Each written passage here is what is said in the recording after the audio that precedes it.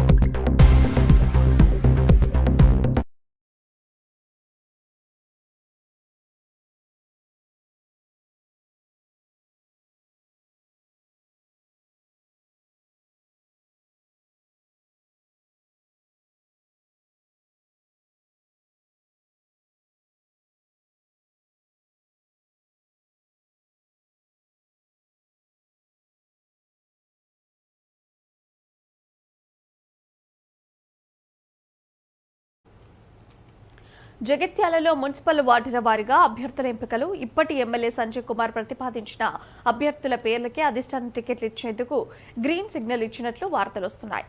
Party మారిన ఎమ్మెల్యేకు అగ్రపీఠం వేయడం, గత కొన్నేళ్ల నుంచి పార్టీ జెండా మోసిన తమను కాదని ఎలా టికెట్లు ఇస్తారని సీనియర్ కార్యకర్తలు ప్రశ్నిస్తున్నారు. అంతేకాకుండా తమను విస్మరించి టికెట్లు కేటాయించడం పెద్ద అన్యాయమని వారు అంటున్నారు.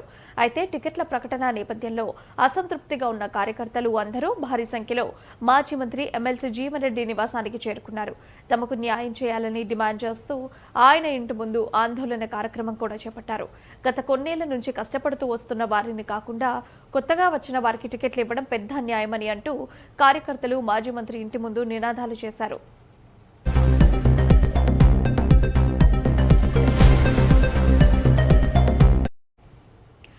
మరోవైపు మొత్తం 50 సీట్లలో ఎమ్మెల్యే సంజయ్ వర్గానికి 30, మాజీ మంత్రి జీవన్ రెడ్డి వర్గానికి 20 సీట్లు కేటాయించారనే సమాచారం నేపథ్యంలో జీవన్ రెడ్డి వర్గీయులు ఆగ్రహం వ్యక్తం చేశారు.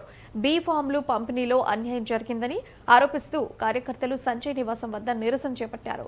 పార్టీ మారిన వారికి టికెట్లు ఇవ్వడంతో మాజీ మంత్రి జీవన్ రెడ్డి తీవ్ర అసహనంతో ఉన్నట్టు తెలుస్తోంది.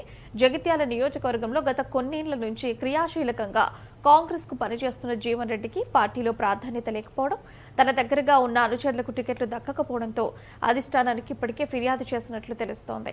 ఈ పార్టీ అంతర్గత రాజకీయ పోరు జగిత్యాల మున్సిపల్ ఫలితాలపై ఎలాంటి ప్రభావం చూపుతోందోనని రాజకీయ విశ్లేషకులు ఆసక్తిగా గమనిస్తున్నారు. ప్రస్తుతం జగిత్యాల కాంగ్రెస్ లో పాత వర్సెస్ కొత్త అన్నట్లు పరిస్థితులు మారాయి.